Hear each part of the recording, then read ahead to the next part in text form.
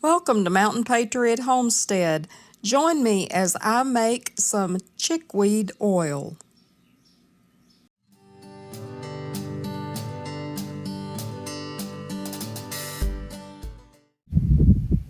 And this is one of my flower beds in the yard that has been overtaken,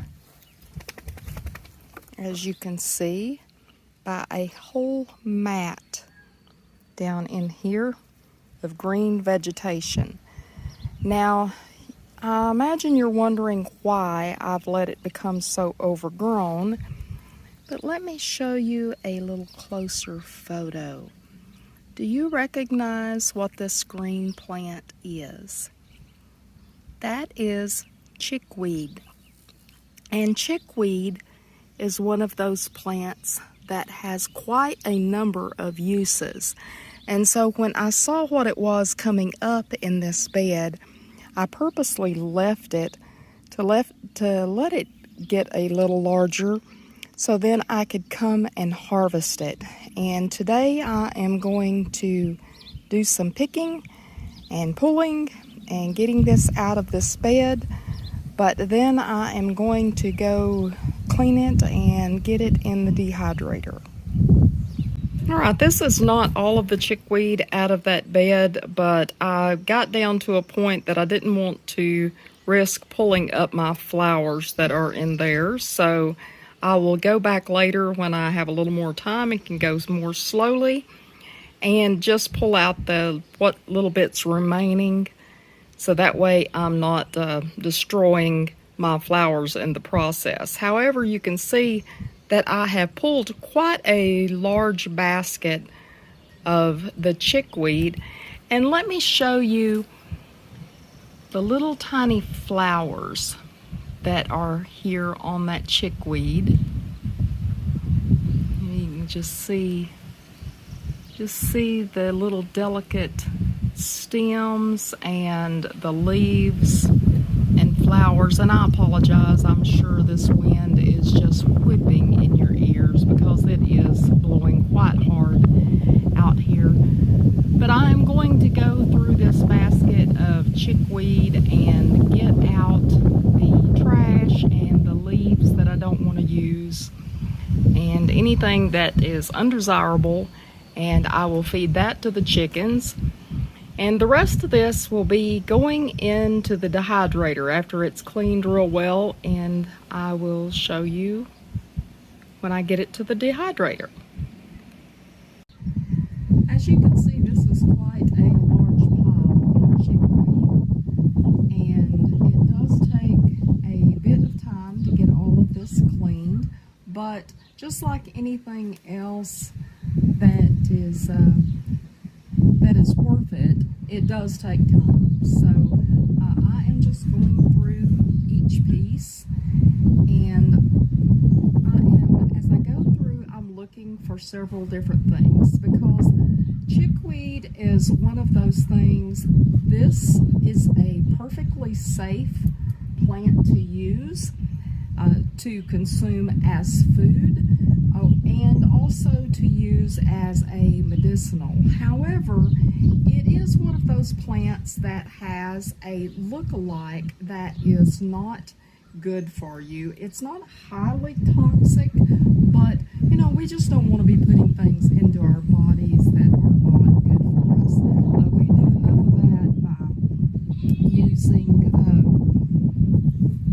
store-bought foods that have all of our preservatives and who knows what all those things are that we can't pronounce.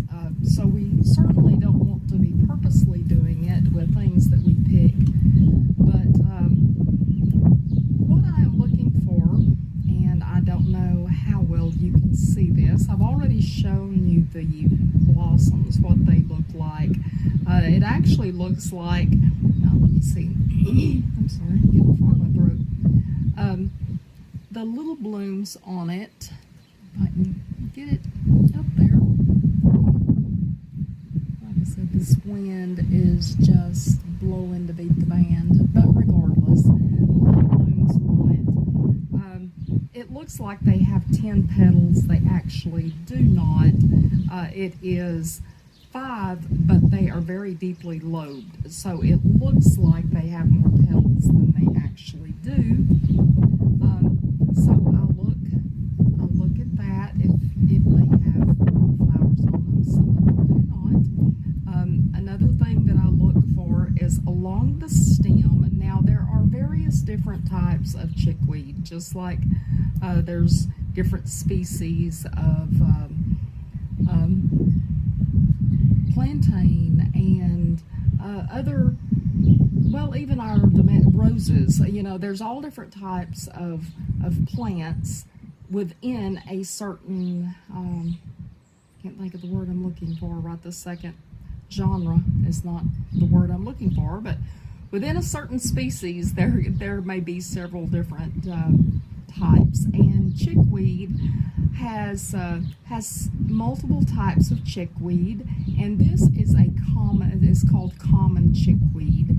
And so there are, I'm not going to try to identify all the various chickweeds because you'll just have to look up what grows in your area. In my area, we have what is called the common chickweed, and it does share a trait with the poison lookalike in that the leaves of the common chickweed grow directly to the stem. Now there are some other chickweeds that actually have a little stem that comes off the main stem and then the leaves. This common chickweed is I'm so sorry, this wind is just crazy, but I can't do this in the house. Also wanted to see if this hurricane force wind will pass.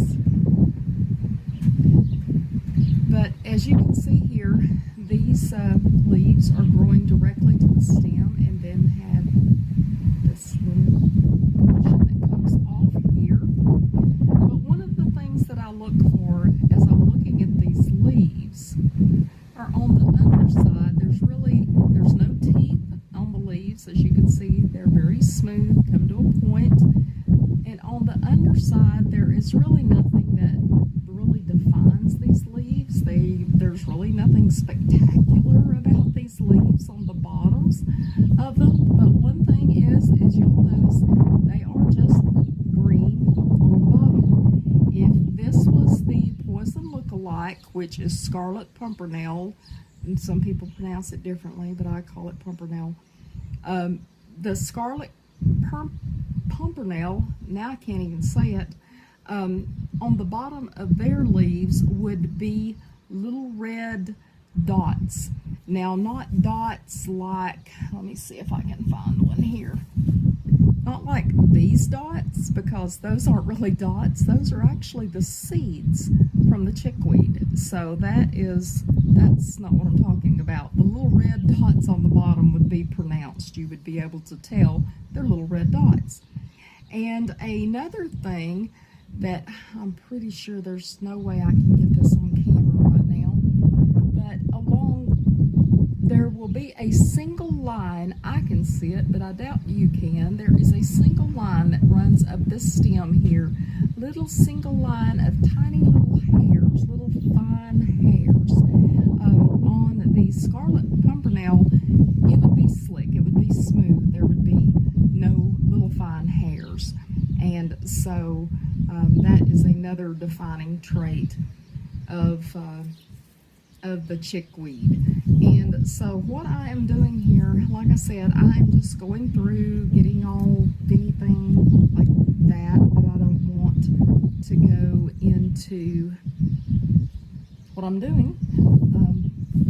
I'm just pulling it off, throwing it down here in a basket, and the chickens will enjoy that later. Another thing that I wanted to show you, let me see if I can get this to work on camera, but if I pull ever so gently, well, of course it's not going to work while I'm trying to show you. Let me see if I can get a bigger one. Probably not. You know, when you're trying to show people things, that's when you can't ever get it to work. It's like trying to get a kid to say their ABCs when they're little, and you're trying to show them off to grandma, and they won't do them. Okay, let's see here. See if I can get this one to work. And of course, it won't work. It'll work when I don't want it to. As I pulled that stem away, you see it has like this little stretchy part that come out of the center of that stem. That is also a trait of the chickweed. See, that one's gonna do it. There we go. And a little rubbery part that comes out of that stem, and that's just another trait to show you that it's chickweed. But I am cleaning this pile up, and it will take a while because it's not a small pile, but I am just taking any leaves that I don't want off of here. And you may be wondering what I am going to use this for. If you have never used chickweed for anything, you may have no idea. But chickweed is actually edible. I can eat this. I can eat it in a salad. I could saute it for a very, very short period of time and make a wonderful little saute. I can put it into dishes, or I can just eat it raw because it actually, taste on the leaves here, it tastes like, I don't know if y'all were weird like I was when I was a kid, but when corn started coming in when I was a kid, when the corn would start getting ripe in the fields, they would have to keep an eye on me because I would get out there and I would eat the sweet corn directly out of the field, raw. It tasted like candy to me. So this kind of tastes, kind of has that taste of raw corn, or if you drink corn silk tea, kind of has that corn silk flavor to it. So if you like corn, this has a very mild flavor similar to corn. So, you know, it's very good in salads because it is very mild, no bitterness, because I'm a big, if it's bitter, see, I don't know anything like that. If something's bitter, I know that bitter things are supposed to be good for digestion and things like that. I just don't like bitter flavors. They're horrible to me.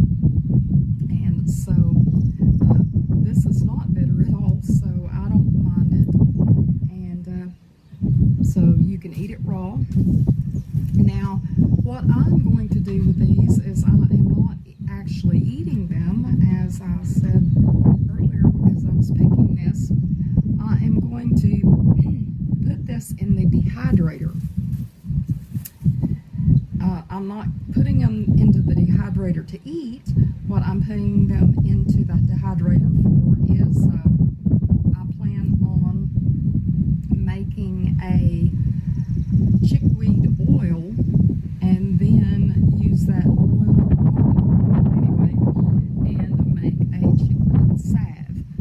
Now, chickweed, I have to say this because if I don't do this one disclaimer, YouTube may come along and take down my video, but I am not a doctor. I don't play one on TV. I claim to have no medicinal knowledge. I am not promoting anything as for healings, treatments, or any such things. I'm just telling you what I use them for, and you do your own research. But I use chickweed. It can be used as an expectorant if you have some type of chest problem going on, some type of respiratory problem. You can use it as an expectorant to get that stuff out there. It is good for inflammation. It is good for, the salves are good for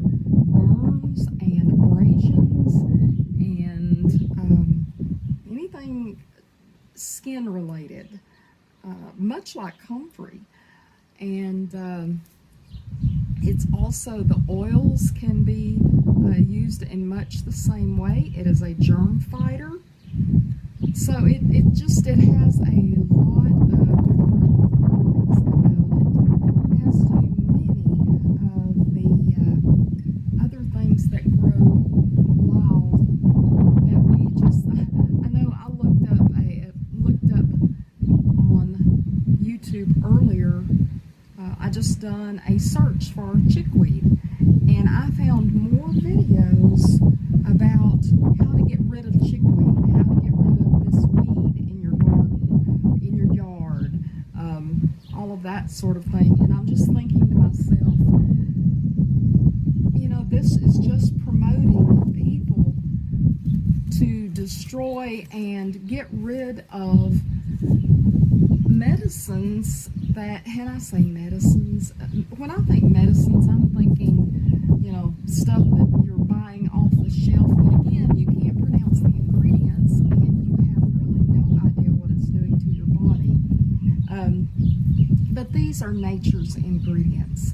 These are nature's medicines that were put here for our healing. And,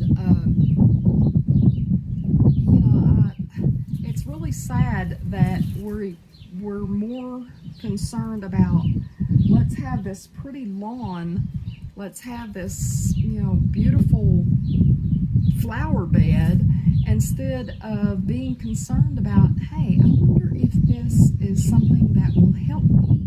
I wonder if this is something that will help my family, if it's something that will help my pet, because I can make this into a salve that if one of my pets, one of my animals gets hurt, I can also use it on their abrasions, lacerations, you know, and I know that it is going to be safe for them. I don't have to worry about, you know, am I going to kill them by giving them this, because it's safe.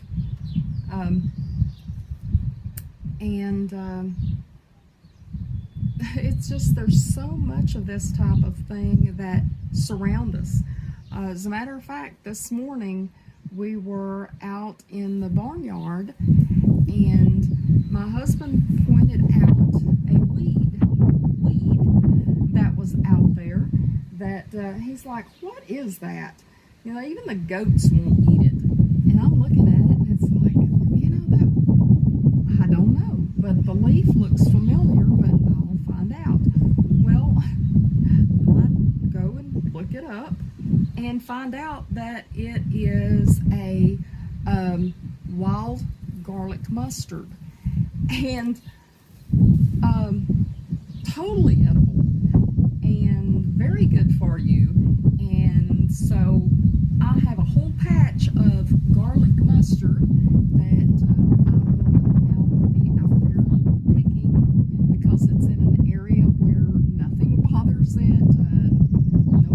Nobody has been over there doing anything nasty on it or anything like that, because apparently they don't like it, because it probably smells like garlic or mustard, and so they don't want anything to do with it.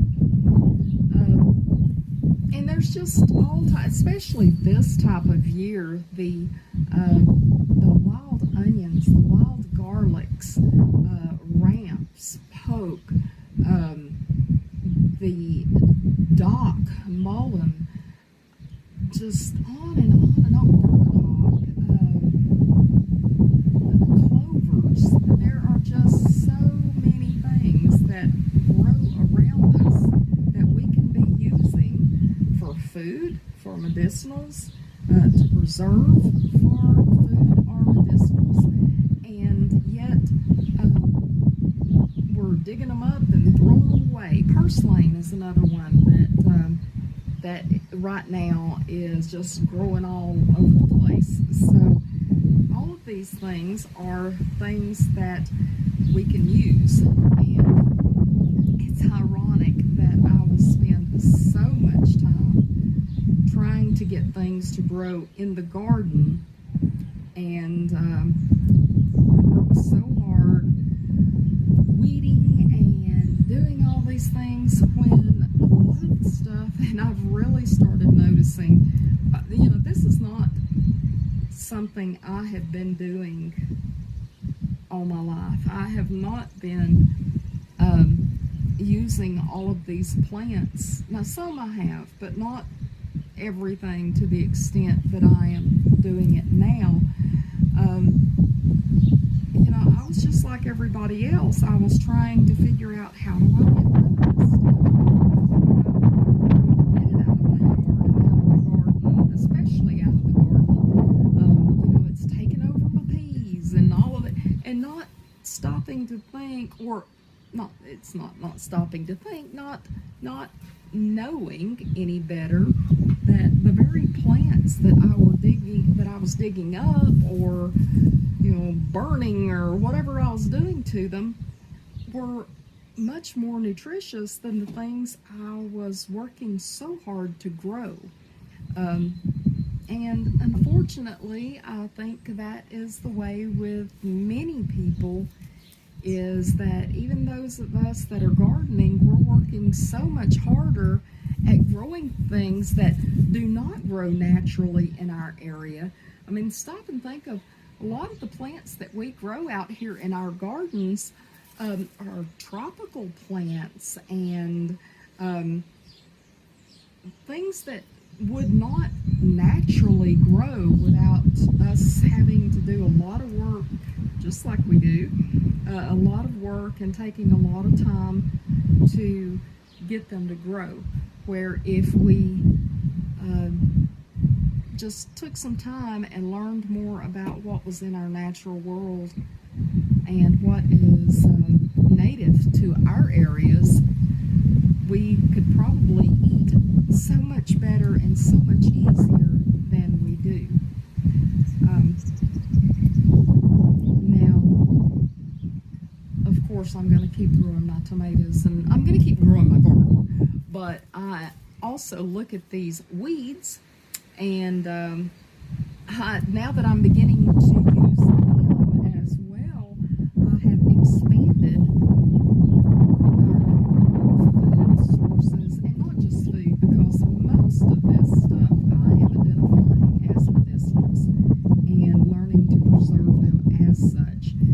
Tinctures, ointments, salves, oils, using them fresh, all of that sort of thing. Now, believe me, it can be overwhelming, because I know I'll look at it and go, oh my gosh, how do you ever learn all of this stuff? Well, you don't ever learn all of it. You may learn a lot of it, but you're never going to learn all of it.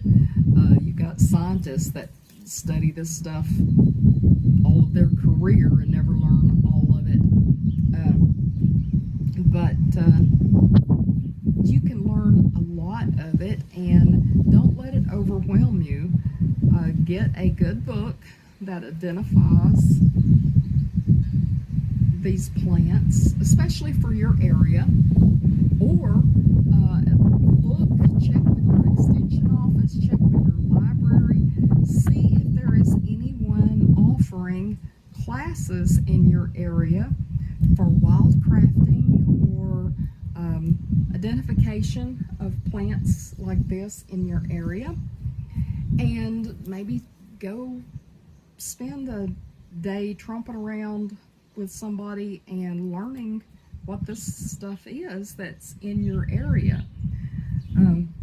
And then once you, even if you, say chickweed for example, if you just learn one plant a week, a month, think at the end of the year, if you learned about one plant a week, I mean, that's 52 plants at the end of the year that you're going to know about. 52, that's a lot. That's more than most people grow in their gardens. So if you can learn that much, I think you're doing pretty amazing. So, you just think of that as homework. And it's something you can do in the evenings, curl up on the couch with a book that teaches you about the plants that are in your area. Watch videos. I mean, there's all types of YouTube videos out there. Now, again, just like anything else, I always suggest never use one source. It is just like with doctors and getting second opinions. When you're learning about wildcrafting, foraging, any of that sort of thing, make sure that you use multiple sources and make sure that you know exactly what something is before you start using it and how to properly use it. Some things are not so great when they're raw, but once they're cooked, they're okay. And some things are good raw, but once you cook them, they're not so good. So you've just got to learn what works for what plant. And you know, a lot of these plants are like I said before, a lot of these plants are more nutritious than the stuff we're growing in the gardens, and they're growing wild, and yet we're pulling them up and throwing them away.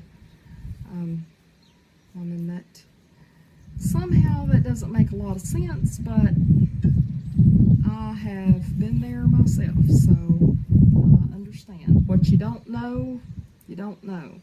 But that's where it behooves us to educate ourselves. Because why pay money for medicines that you can just walk out in the yard and help yourself to? I'll give you an example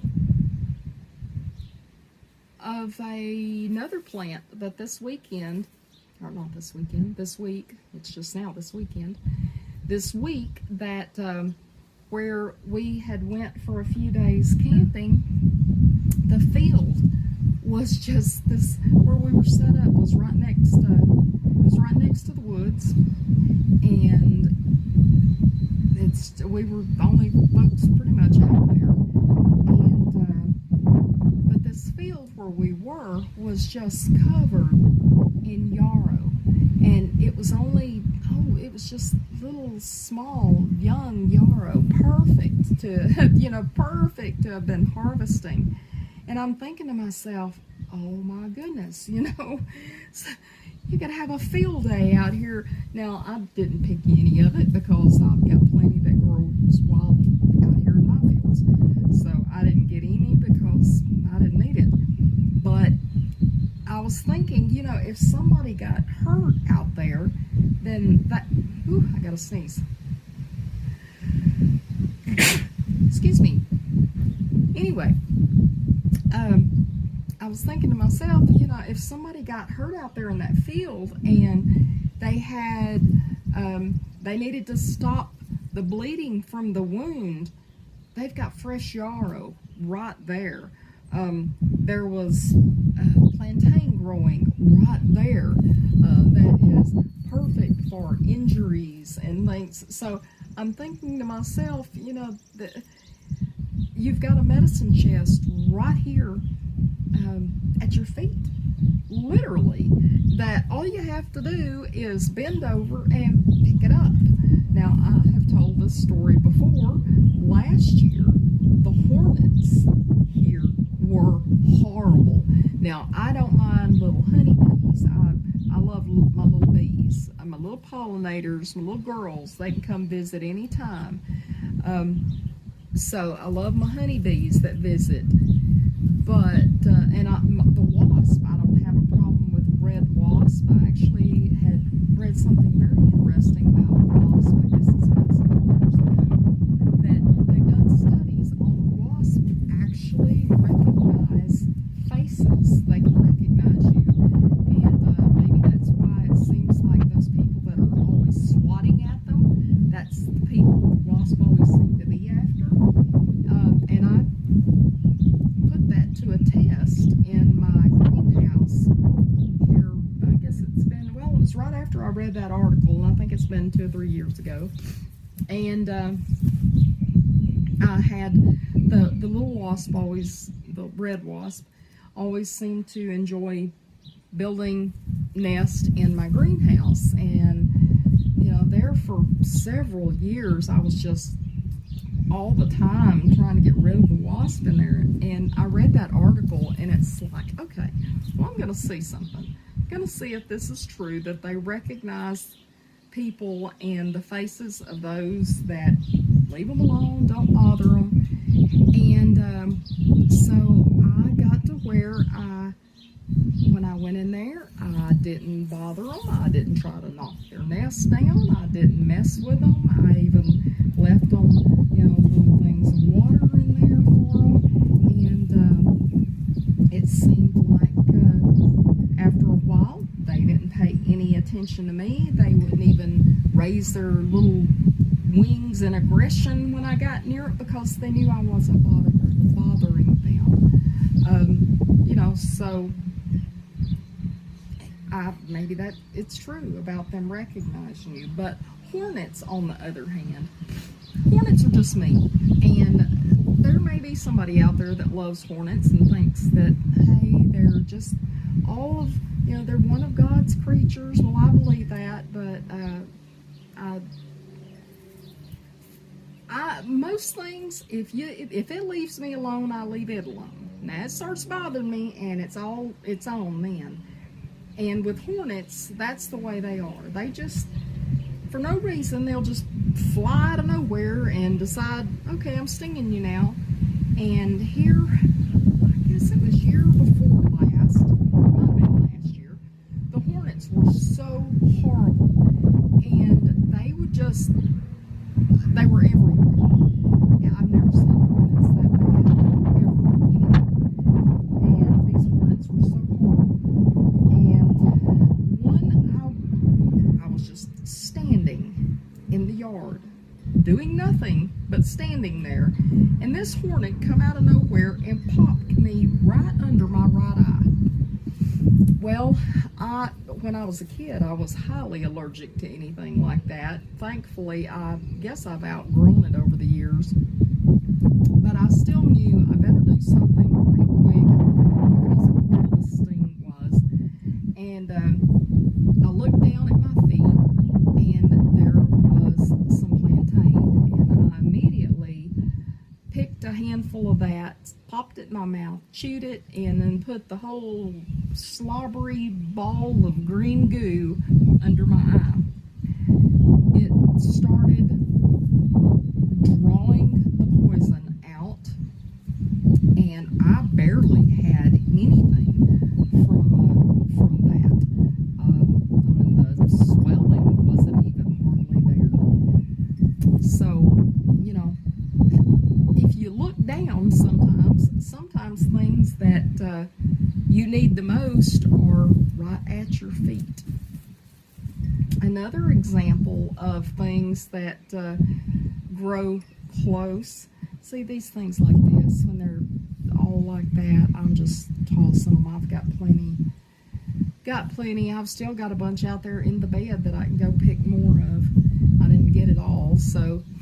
But another example of something that grows very close, usually, to something that is very annoying is, I don't know how many of you out there are allergic to poison oak or poison ivy, but normally in the area where poison oak and poison ivy grow, there is a plant called jewelweed. And jewelweed will help alleviate or at least relieve a lot of the symptoms that folks have from that are allergic to poison oak or poison ivy. Now, my daddy was not allergic to either one. He would go out and barehanded pull it, and people always told him, Mr. Creed, you're one of these days, doctor even told him, said, one of these days, you're gonna do that, and you're just gonna break out. You're gonna develop an allergy to it. He never did.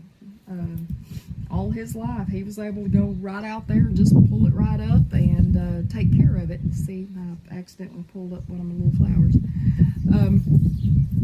But my mom, on the other hand, highly allergic. She could go outside during the time of the year when the pollen was blowing, and I guess even poison oak has pollen. Makes sense. But I think she could get it from the air, because she pretty much every year she would get breakout and a rash from it, and didn't have to get nowhere near it. You know, Daddy would try to keep it pulled up anywhere that we were going to be around, you know, around the yard and things. He would keep it pulled up, but Mama somehow would always end up with a good old batch of rash from it, and you know, it's always pitiful. My husband is very allergic to it. Now, I am allergic to it. I will, if I get in it, I'll break out.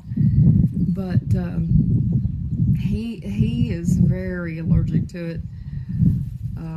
Thankfully, now that I know what jewelweed is, and that it is something that normally grows very close to wherever your poison oak's growing, you know, we can now kind of use that as a treatment if we get in it. So, you know, just little things like that. But plantain is good for inflammation, as I said, as is chickweed. It can be used for all types of anything that causes rashes, hives, that sort of thing.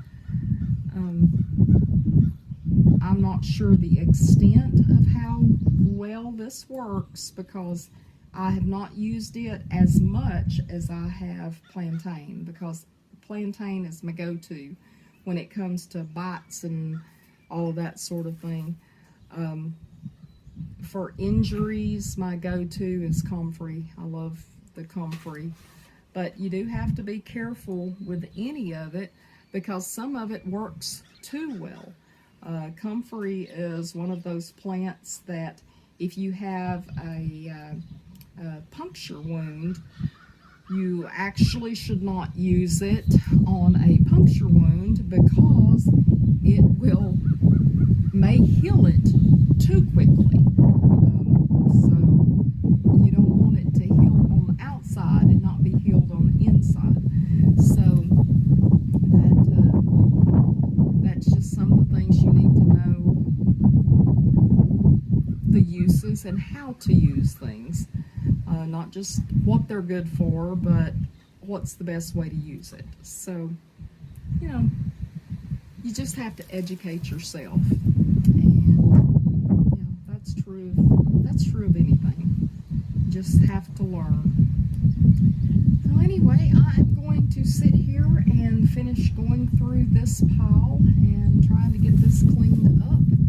And once I do, I will get it washed and we'll get it into the dehydrator.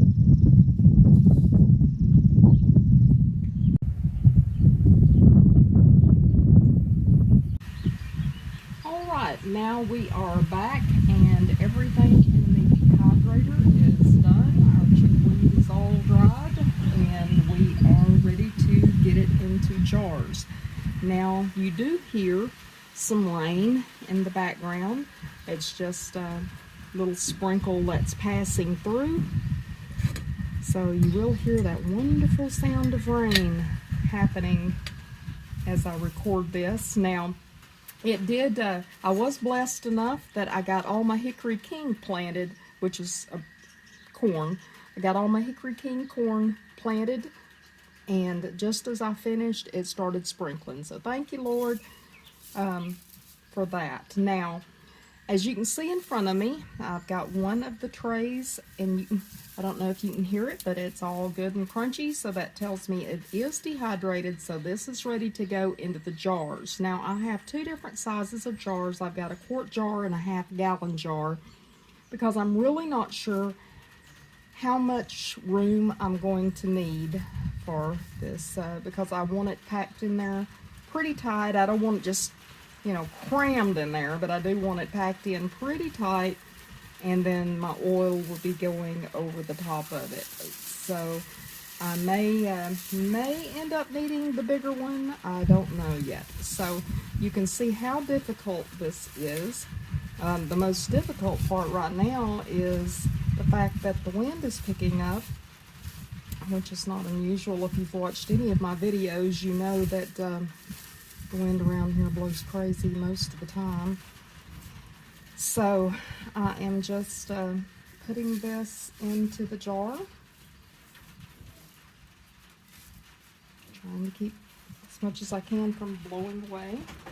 Like I said, I may need that bigger jar, so that's why I played it safe and brought out both of them so I didn't have to stop in the middle of this and run back in the house. But you see how difficult this is.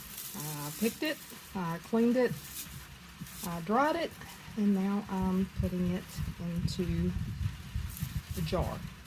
Now, I don't know if the jar's on the camera because I can't see what I'm doing and do this all at the same time, but I hope you can see what I'm doing. Alright, another batch here. And I have a lot more that I could go pick and dry and do the same thing, or make tinctures out of fresh.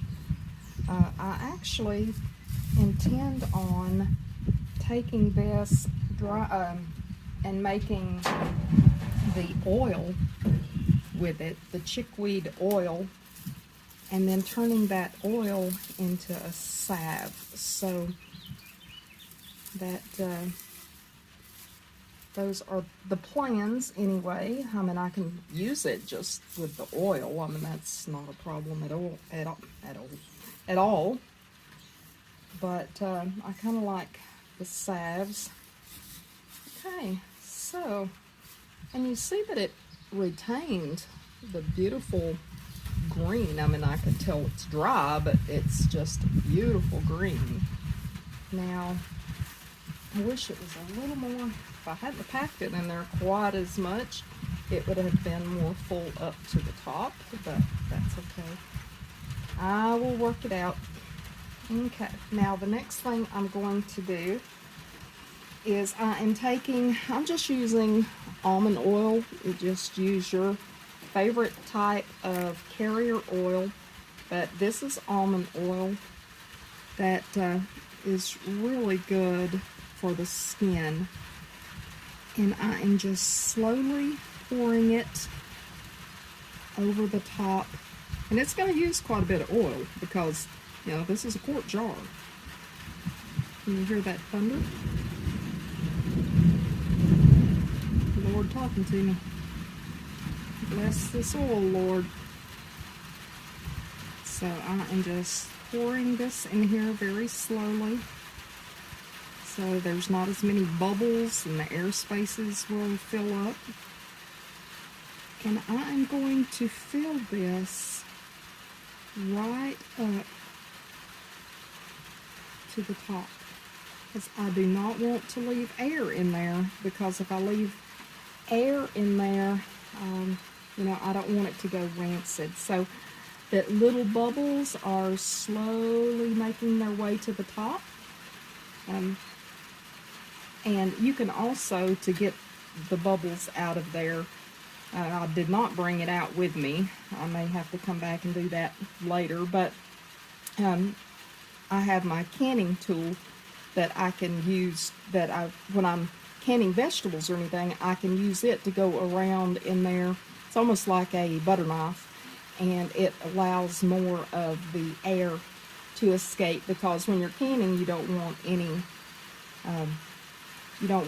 air in your jars either. So this is, you know, the little bubbles are slowing down, but I am just going to tap this, and I will label it. I will put what it is, that it's almond oil and chickweed. I will put the date that I have started this. Then I will put it in a cool, dark place, and every few days I will come by and I will just do this. And the longer I can leave it in here, the more potent the oil is going to be, because it's going to draw all of that good stuff out of the leaves that are in there. And this is the same process that you would use if you were doing comfrey oil, if you were doing plantain oil, any of your oils from your dried herbals. You can do it the exact same way. Just make sure that you label it, because even if you think your memory is a wonderful thing and you never forget anything, I have found, especially with my memory, that I will think that, and then because, oh, it looks so much different, I won't forget what it is. And then 2 days later I come back and go, I do not remember which is this and which is that. So make sure you label it. It's very important that you know when you done this, so make sure that you put the date that you bottle this up. But once this is done, once all of the good stuff is out of this, I will come back and I will show you what I do with this oil. Now this will be a future video, so you won't be seeing this part today. But in the future I will show you what I do with this oil. I do hope you enjoyed this video. I hope you come back and if you like these type of videos, let me know in the comments, or give me a thumbs up or something, just to let me know if you like these type of videos, and I'll do more of them. If you have any comments, questions, ask them down below. Doesn't mean that I'll know the answer, but I'll try to find out for you. So thank you for watching. Hope you enjoyed this video. Hope you have the best day ever. And I hope to see you back here at Mountain Patriot Homestead again real soon. Thank y'all. Love you. Mountain Patriot Homestead, signing out.